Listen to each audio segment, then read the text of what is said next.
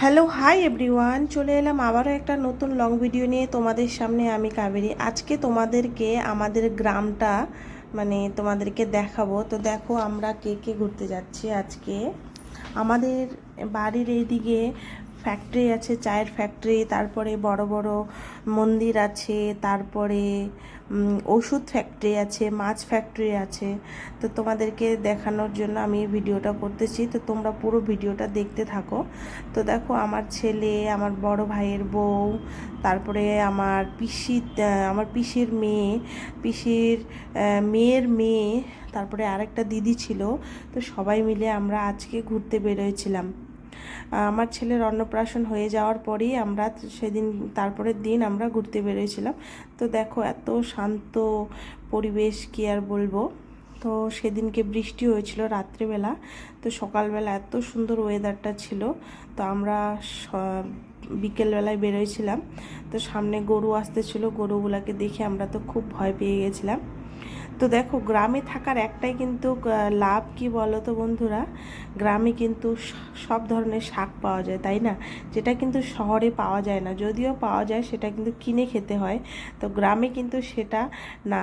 তো গ্রামে দেখো কচু শাক, ঢেঁকি শাক, কচুর লতি, কচুর ডাঁটি, সব কিছু। যারা আবার সবজি ক্ষেতিবাড়ি করে, তাদের ক্ষেতিবাড়িতে গেলেও কিন্তু তারা কিন্তু তাদের ক্ষেতিবাড়িতে গেলে কিন্তু অল্প একটু চাইলে কিন্তু না করে না, তারা কিন্তু দিয়ে দেয়। তার উপরে আমাদের এখানে কি বলে, চায়ের বাগান। দেখতেই পাচ্ছ আমাদের এখানে চায়ের বাগান, কিন্তু আমাদের দার্জিলিং ডিস্ট্রিক্টের এটাই একটা ফেমাস চায়ের বাগান। চায়ের বাগান এত সুন্দর, দেখার মতো।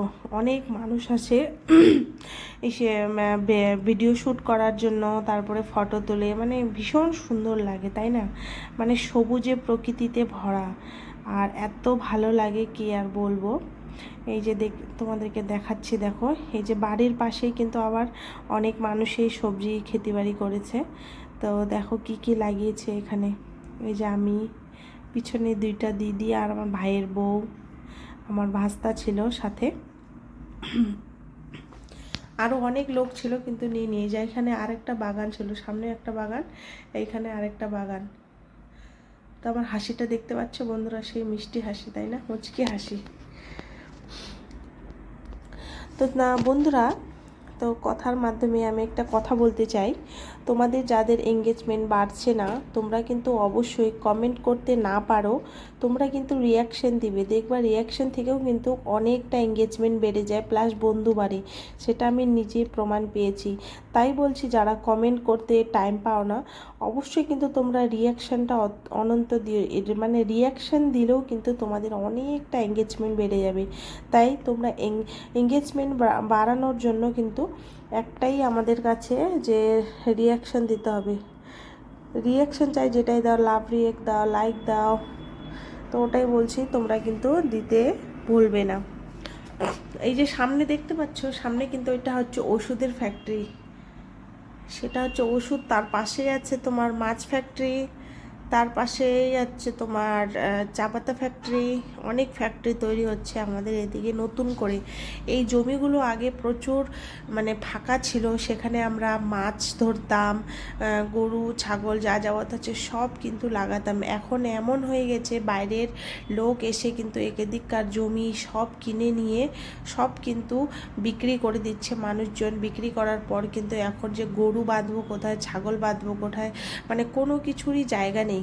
আগে কত সুন্দর ছিল, সে আগের দিনগুলো খুব মিস করি সত্যি। এই জায়গাগুলোতে আগে আমরা কত মাছ ধরতাম, খেলতাম, গোবর কুড়াতাম, গোবর লাগাতাম।